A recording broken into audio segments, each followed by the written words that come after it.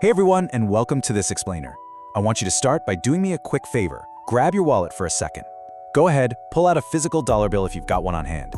You're looking at a piece of green physical paper, right? Well, here's the crazy truth. That piece of paper, it's really nothing more than a printed receipt for a massive, invisible system you probably didn't even know you were participating in.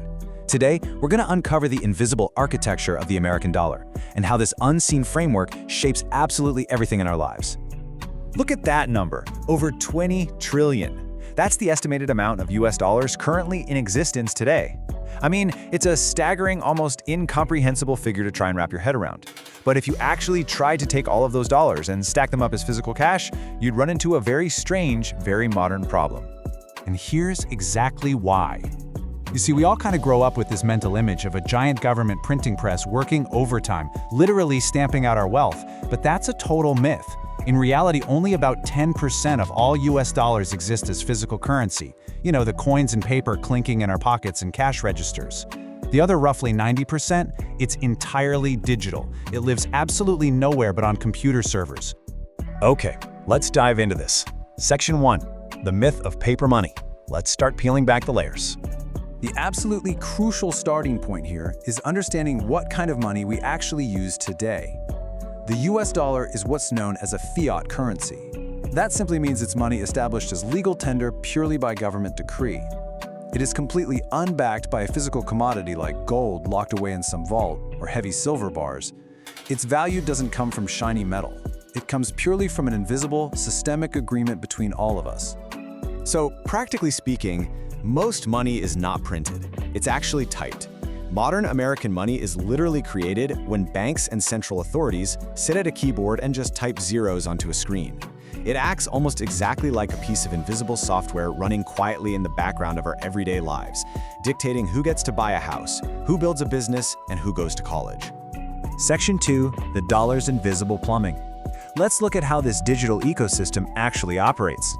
Now, we often hear politicians endlessly debating the central bank.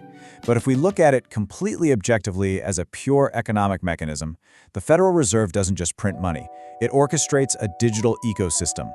They are essentially the ultimate architects, setting the technical rules for how all this digital plumbing operates. They manage the flow, entirely independent of partisan politics, just making sure the system doesn't freeze up or overflow.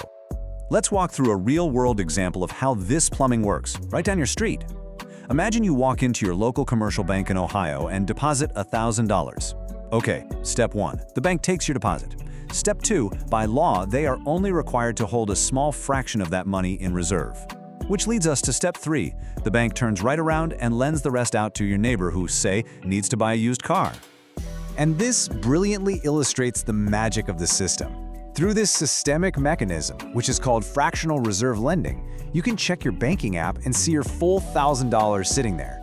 But meanwhile, your neighbor just got a loan for $900, which they hand over to the local car dealer, who then deposits it into their own bank account. The total money supply just expanded. That local bank in Ohio essentially just created brand new digital money through an everyday, totally ordinary loan. When you trace these digital zeros just bouncing from bank to bank, multiplying along the way every single time a loan is made, you start to realize the US dollar is essentially a collective hallucination of cash.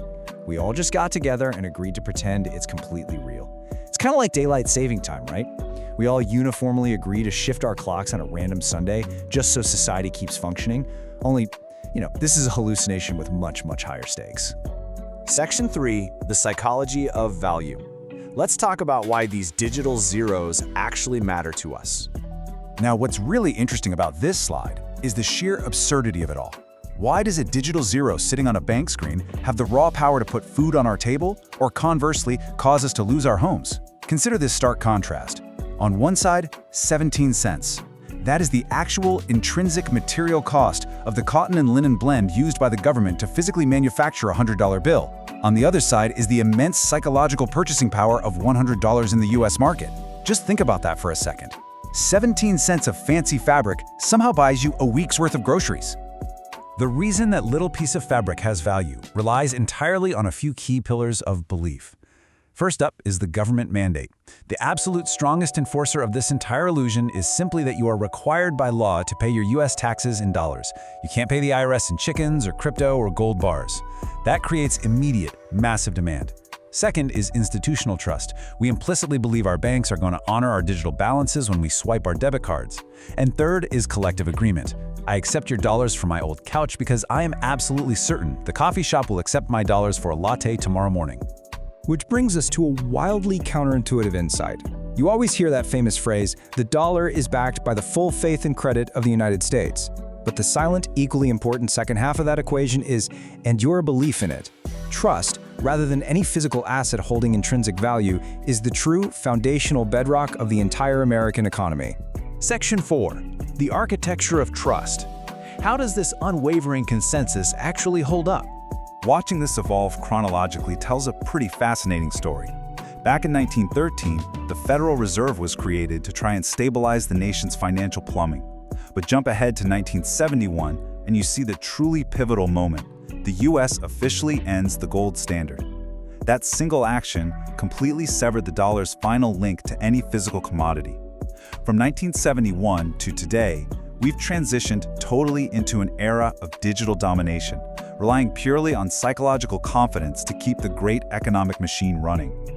Impartially speaking, maintaining that digital ecosystem requires a highly delicate balancing act. There are undeniable systemic vulnerabilities here, no matter what economic policies happen to be currently in play. Inflation pressures can steadily erode that psychological purchasing power we talked about. Systemic economic shocks, like housing collapses or global supply chain freezes, can severely stress the plumbing. But the ultimate vulnerability, the one that literally keeps central bankers awake at night, is a loss of public trust.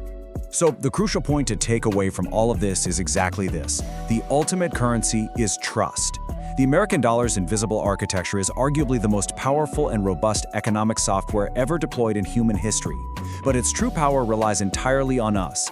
It requires that we all just keep playing the game, keep swiping our cards, and never looking down to realize there's no physical floor beneath us.